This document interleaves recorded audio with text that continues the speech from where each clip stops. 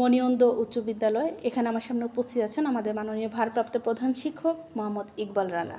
Sir, আপনাকে অসংখ্য ধন্যবাদ জানাচ্ছি। স্যার, আমি আপনার কাছে জানতে চাচ্ছি, মণিনন্দ উচ্চ বিদ্যালয় এটা একটি ঐতিহ্যবাহী স্কুল, এটা কত সালে স্থাপিত হয়? ধন্যবাদ আপনাকে। আমাদের এই মণিনন্দ উচ্চ বিদ্যালয় প্রতিষ্ঠিত 1996 সাল। 96 সাল থেকে। আপনি কবে জয়েন করেন? আমি এখানে জয়েন করছি 2010 সালে 1 অক্টোবর। সহকারী শিক্ষক হিসেবে। জি, আর সিনিয়র শিক্ষক। সিনিয়র শিক্ষক। আর ভারপ্রাপ্ত প্রধান শিক্ষক হিসেবে কবে আমি দায়িত্বপ্রাপ্ত? এখন আগে করছি 6 বছর, এখন 2.5 বছর। 2.5 বছর রানিং। স্যার, এই যে একটা খুব সুন্দর একটা পেশা বেছে নিয়েছেন, মানুষ গড়ার কারিগর, সেক্ষেত্রে আপনার অনুভূতিটা কেমন লাগে? অনুভূতি খুবই ভালো, কিন্তু বাংলাদেশ প্রেক্ষাপটে মোটেও ভালো না।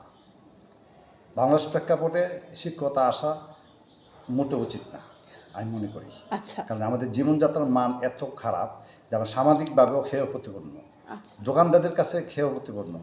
কারণ সবাই না, আমি তো ম্যাথের টিচার, হ্যাঁ। এই হিসাবে তো আমার দ্বিতীয় দেড়টে কিছু ইনকাম আমার আছে, সেই হিসাবে নয়। যেমন আমার এক মেয়ে মেডিকেলে পড়ে, আর ছেলে ইয়াতে রুয়েটে পড়ে। আচ্ছা। এক ছেলে হাফিজি পড়ে।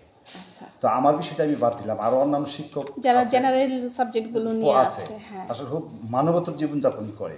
এই কারণেই শিক্ষকতা পেশাকে একটু মনোযোগ না নিম্নভাবে, দিয়ে হ্যাঁ, মনোযোগ না দিয়ে অন্যান্য পেশার সাথে তারা জড়িত হতে বাধ্য হয় হয়। আমাদের বাংলাদেশ প্রেক্ষাপটে।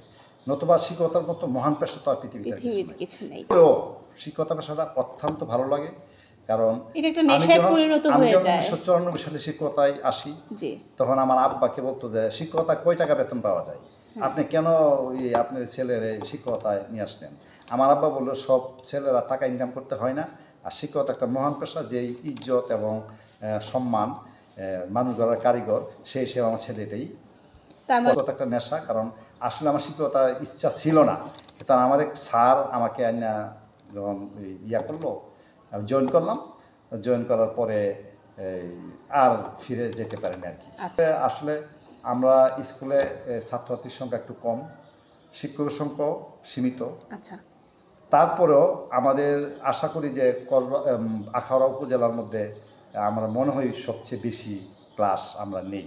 আচ্ছা। এবং সেই ক্লাসগুলার ছাড়াও আমরা কিছু বিশেষ এক্সট্রা ক্লাস, আমাদের হ্যাঁ 2-1 জন টিচার আছে, তারা ফ্রি ক্লাসও নিয়ে। আমি নিজেও ম্যাথের টিচার। আমরা ওইভাবেই এদেরকে কীভাবে পাস করা যায়, হয়তো কোয়ালিটিটা ততটা ভালো না, কিন্তু কোয়ান্টিটি ইনশাল্লাহ ভালো। যেমন গত বছর 2025 সালে ছিল 63, কিন্তু আমরা 90.91, তার মানে আপনারা বোর্ডের চাইতে আপনারা কুমিল্লা বোর্ডের চাইতে আপনারা বেশি নিয়েছেন। এবারও আশা করি যে বোর্ড পার্সেন্ট থেকে অনেক বেশি। কতজন এবার অংশগ্রহণ করছে? এবার অংশগ্রহণ করছে 32 জন। আচ্ছা, এ প্লাসে আশা কতটা রাখতে পারেন? আমার এ প্লাসের মানে আশা আছে, থাকলেও মনে হয় না পাবে, সন্দেহজনক। আচ্ছা, ঠিক আছে, তবুও আমরা আশা করি। হ্যাঁ, না, এ পাবে। স্যার, আমি আপনার কাছে জানতে চাচ্ছি যে পড়াশোনার পাশাপাশি মণিনন্দ উচ্চ বিদ্যালয় কো-কারিকুলামে কতটুকু এগিয়ে আছে? যে কো-কারিকুলামে এখনো বর্তমানে রানিং চলছে। আমরা উপজেলা লেভেলে ফাইনাল পর্যন্ত ফুটবল খেলা অলরেডি, আজকে সেমিফাইনাল খেলা, আগামীকাল ফাইনাল মোগরা উচ্চ বিদ্যালয়ে।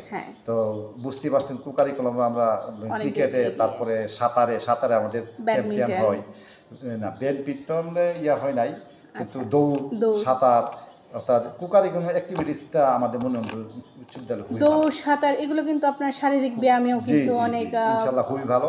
পাশাপাশি সবাই ইন্সপায়ার করে ছাত্রদেরকে। তারপরে আমরা সবাই এই ব্যাপারে খুব মনোযোগী, বিশাল, কারণ খেলাধুলা ব্যস্ত থাকতে মোবাইল আনার প্রশ্নই আসে না। আর বাড়িতে যখন ছাত্রছাত্রী যায়, তো ছাত্র গার্জিয়ান যখন আমরা মা দিবস, তারপরে অভিভাবক দিবস বলি, তখন আমরা বলি যে রাত্রিবেলা যাতে ডিভাইস করতে না পারে।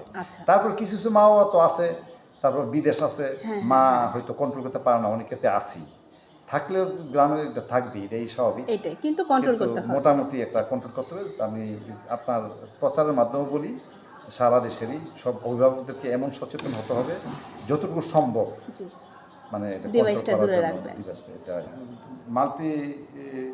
মাল্টিমিডিয়া ক্লাস আছে, প্রজেক্টর সব কিছুই আছে, আমাদের ব্যবস্থা আছে। তবে এই ব্যাপারে কিছুটা আমরা দুর্বল। কেন দুর্বল আমি আপনাকে বলি, আমাদের নাইট গার্ড নাই। আমাদের প্রায়, এটা তো আমাকে সিকিউরিটির অসুবিধা হ্যাঁ, অনেক সময় হ্যাঁ, নিতে পারি না, আচ্ছা আচ্ছা আচ্ছা। এই প্রবলেম এবং শিক্ষকদেরও স্বল্পতার কারণে আমরা করতে পারি আশেপাশে বাড়িঘর নেই যে মানুষ একটু আশেপাশে দেখে বাড়িঘর রাখবে, নেই, হ্যাঁ নিরাপত্তার একটু নিরাপত্তা অভাব। কম আর কি। অসংখ্য ধন্যবাদ স্যার। আমি আপনার কাছে এই মুহূর্তে জানতে চাইবো, যেহেতু এটা একটা বর্ডার এরিয়ার মধ্যে আছে, তাই মাদক, ইফটিজিং, বাল্যবিবাহ, আপনার যেহেতু কম্বাইন্ড স্কুল, তাই ছাত্রছাত্রীদেরকে এই 3টা বিষয়ের কুফলতা সম্পর্কে আপনি কিভাবে তাদেরকে মোটিভেশন করছেন? মোটিভেশন করছি বাট কিছু করতে পারতেছি না। আমাদের স্কুলে সবচেয়ে বড় সমস্যা বাল্যবিবাহ। যেমন আমাদের এই গত এই যে পরীক্ষা দিল, এই পরীক্ষার্থীদের মধ্যে 18টার বিয়ে হয়ে গেছে। তারপরে আবার ফর্ম ফিল আপের আফটার ফর্ম ফিল আপেরও প্রায় 4-5টা মেয়ের বিয়ে হয়ে গেছে। হ্যাঁ, এতে করে 2টা মেয়ে অ্যাবসেন্ট অলরেডি, কিছু পরীক্ষা দিচ্ছে কিছু দেয়নি। এই সমস্যাটা প্রকট আকারে ধারণ করছে বর্ডার এলাকা তো, জি, মানে উচ্চশিক্ষার জন্য ইফটিজিং হয় অনেক হ্যাঁ, সময়, যার কারণে ইপটিজিংটা আমাদের না, ইপটিজিংটা আসলে আমাদের খুবই কম, খুবই কম। ইপটিজিংটা খুবই কম। তো বাল্য বিবাহের প্রবণতাটা টেন্ডেন্সিটা একটু বেশি। আর মাদকের কুফল সম্পর্কে? আর মাদকটা যেটা এই বর্ডার এলাকায় আগে 80% লোক শুনেছি যে জড়িত ছিল, কিন্তু হ্যাঁ। এখন অনেক কমছে কি নাই বললেই চলে, যাই আছে অনেক গুপ্ত এবং এগুলা পরিচিত না, খুবই লুকায়া। আচ্ছা আগে অনেক বেশি ছিল আচ্ছা আচ্ছা বড় এলাকা হিসাবে, কিন্তু এখন নাই বললেই চলে। আচ্ছা। আর এই এলাকার মানুষ এই শিক্ষার প্রতি একটু অনাগ্রহ ছিল, এখন আবার মোটামুটি একটু আগ্রহ হচ্ছে, বেশি। মানুষ পরিবর্তনশীল, সমাজ পরিবর্তনশীল। পরিবর্তনশীল।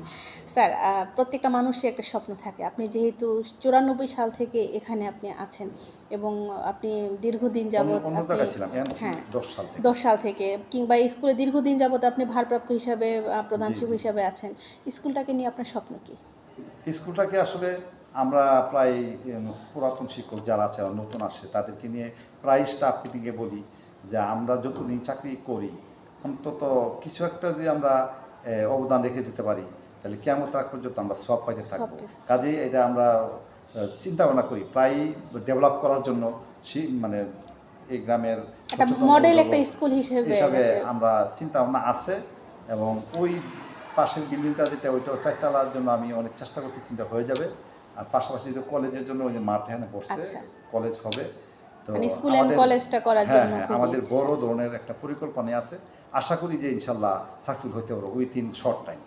অসংখ্য ধন্যবাদ স্যার, ভালো থাকবেন, সুস্থ থাকবেন, মনিয়ন্দ উচ্চ বিদ্যালয় অনেক দূরে এগিয়ে যাবে সেই প্রত্যাশা নিয়ে বিদায় রেখে টানছি।